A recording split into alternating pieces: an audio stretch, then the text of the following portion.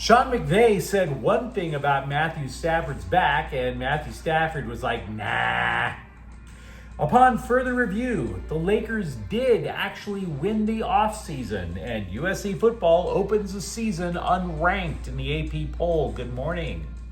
I'm James, and this is your daily dose of sports and snark for the greatest sports city in the world, Los Angeles.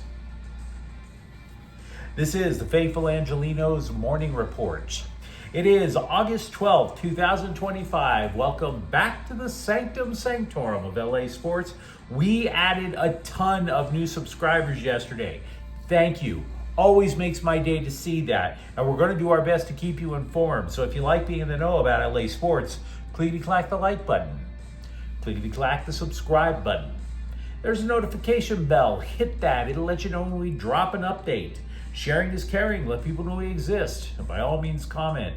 Now, before we go through the news and notes, a quick look at the scoreboard. Dodgers lose their Freeway Series game with the Angels. Angels 7-4.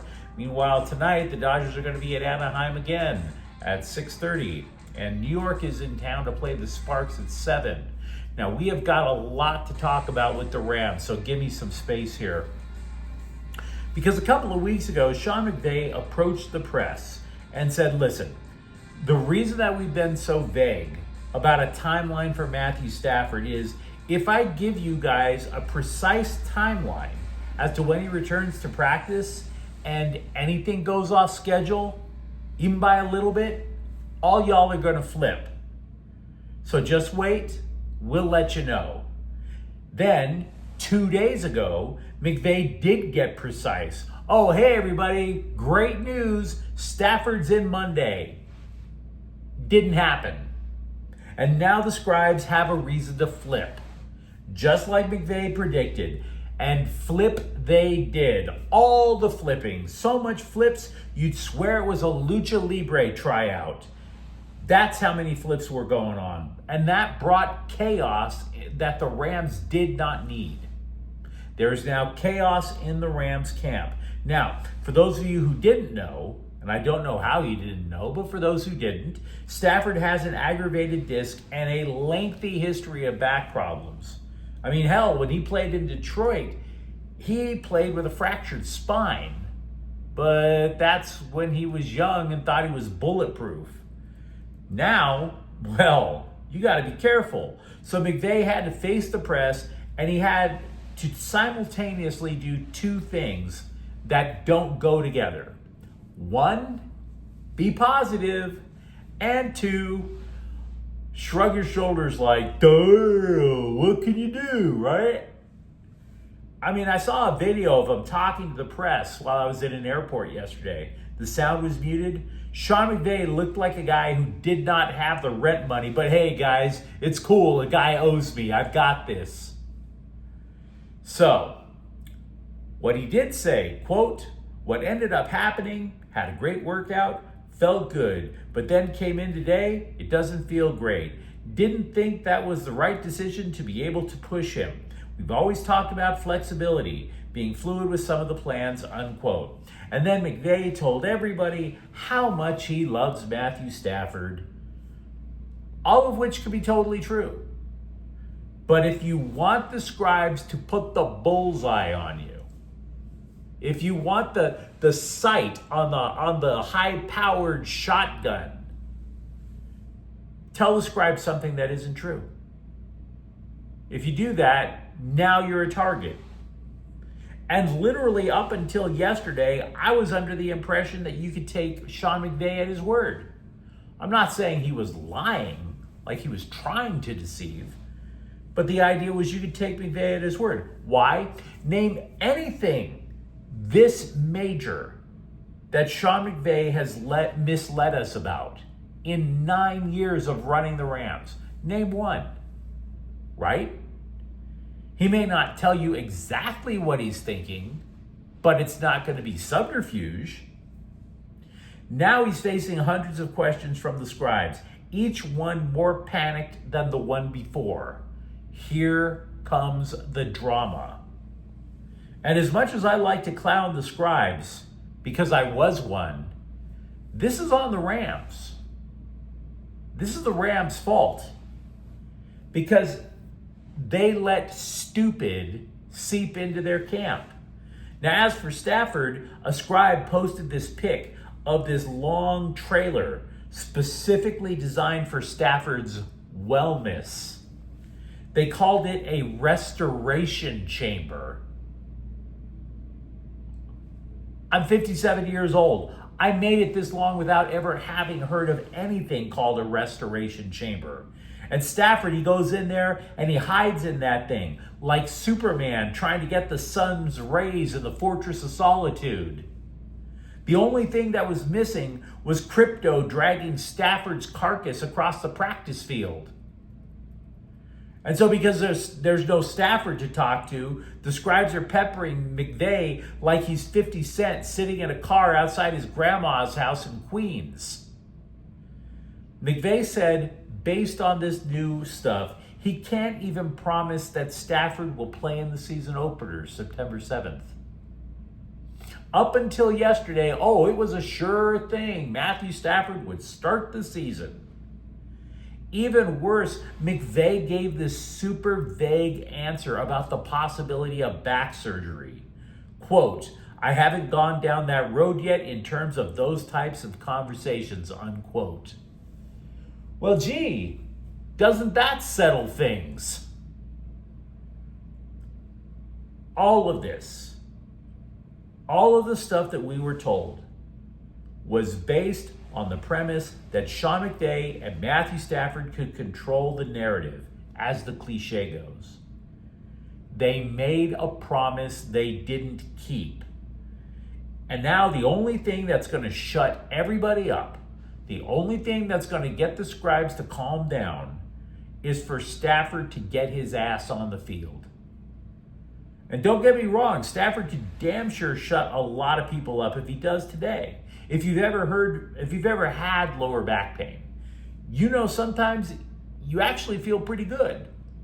Like you could lift a lot of weights. And other times it just straight up locks up on you. It's sporadic. But again, right now, this is drama the Rams did not want. You want a drama-free camp. This isn't it. It's not it. And by the way, the scribes are going to hype up the issue not just with Stafford, but with everybody else on the team. Sharks, blood in the water. You've heard that cliche.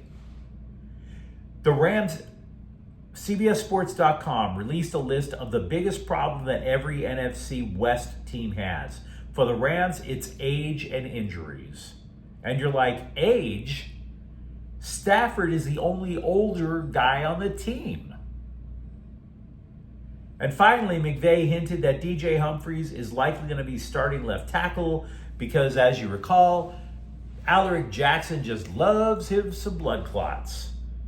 Now, to be clear, Humphries has been injury prone the last couple of years himself. He only played 2 games last year. Now, if Jackson needed 9 weeks to recover from blood clots 2 years ago, and if that timeline is the same, the Rams are probably just hoping Humphries can hold up for just more than a month. So yeah, we got a ton of Rams news to talk about. If you're a Rams fan, absolutely let me know what you think in the comments thread.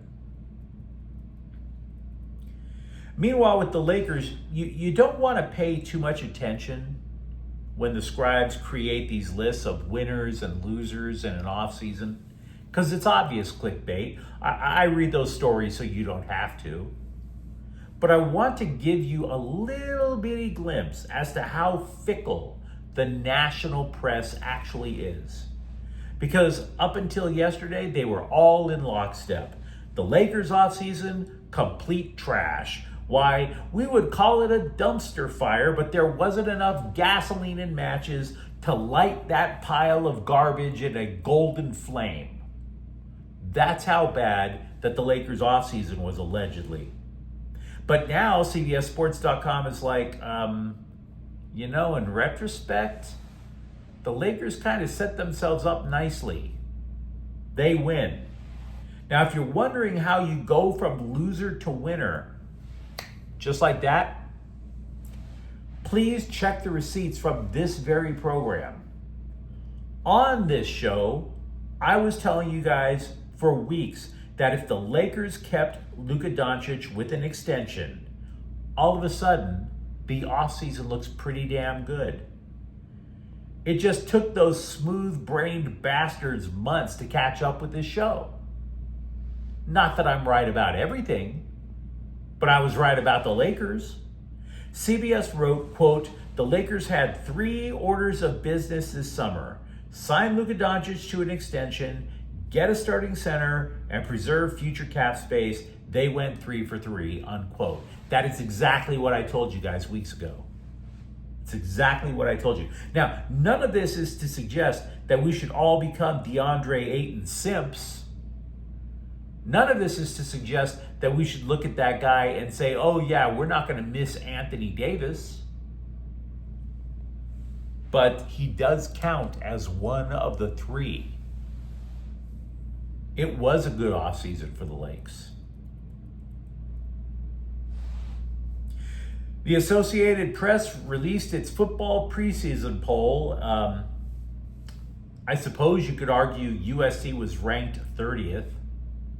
It's actually a top 25, but as I'm sure you know, they have others receiving votes. USC was 5th in the others column. Do the math. Now, some Trojans fans, and I like watching USC football a lot, some of you guys might be upset at that, but really, who cares? Really, it's a preseason poll. The most volatility you will see in any of the polls throughout the year goes from preseason to after week 1. Because nobody really knows what most of these teams can bring. It's scribes throwing darts at a map the same way chimpanzees throw their own feces. But more to the point, I was doing some research for a college football preview. I'm going to do a football preview for UCLA and USC. The Trojans should be in the top 25 pretty quickly, in my opinion. Because look at the schedule. Last year at this point, I was saying to USC fans that you should be happy if you guys start the season 2-2. Now, I think they break out 4-0, at least. And by the way, as for UCLA, they're not ranked either. We go through the same thing every year. The Dodgers spend heavily to maintain a super team. Then they injure more than half the roster in a sadomasochistic ritual. And just like the Rams, the scribes get us to try to panic over the Dodgers. Meanwhile, LA still makes the playoffs. I bring this up because the analytics nerds over at The Athletic currently give the Dodgers a 99.7% chance of making the playoffs. And by the way, they also have the second easiest remaining schedule. So, there's that. As for the players, Michael Kopech pitched batting practice Monday. He could go on rehab assignment by the end of the week. He is the closest of 4 injured Dodger relievers to come back to the show. He's going to be first, unless he gets hurt again. So ESPN ran a time filler article for clicks on their website, the NFL Future Power Rankings. And much like the preseason top 25, it's all speculation. Even worse, it's speculation for the next few years down the road. So if it matters, and spoiler alert, it doesn't matter. ESPN ranked the Chargers and Rams as 12th and 13th, respectively. Both teams' futures are actually pretty doggone good. Now, I'll be honest with you, I would have put the Rams over the Chargers. But to give the Bolts their due, their long-term future at quarterback is obviously locked in with Justin Herbert. And that, to the ESPN folks, is a big piece. And Joe Alt has been everything Jim Harbaugh sold us on. Where ESPN goes wrong is they're expecting Rashawn Slater to not be injury prone in the future. Good luck with that. And they're also acting as if these rookie wide receivers who were drafted in the 3rd round or later will be impact players. That's a bit of a reach. Meanwhile, I would also argue we know what the Rams have. Their defensive front seven is absolutely loaded with studs who are all barely out of college. And Puka Nacua is a monster, so much so that you don't even really miss Cooper Kupp. So the Rams, by the way, will also have massive amounts of cap space next year and 2 first-round picks. So for that reason, I would have put the Rams over the Chargers. But so be it. ESPN disagrees. UCLA coach Deshaun Foster says freshman defensive lineman Robert James will miss the entire season.